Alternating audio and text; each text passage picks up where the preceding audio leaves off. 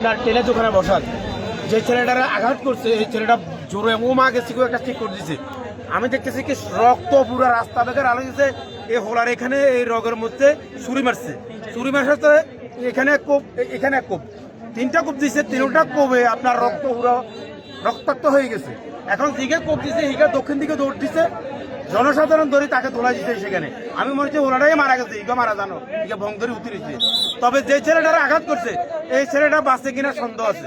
এই ছেলেটা খুবই আশঙ্কাজনক, ছেলেটা বাঁচে কিনা সন্দেহ।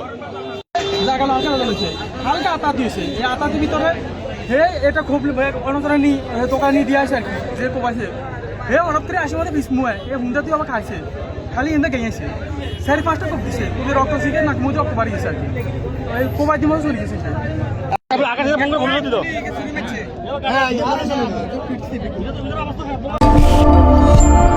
নোয়াখালী টিভি, বৃহত্তর নোয়াখালীর প্রতিচ্ছবি।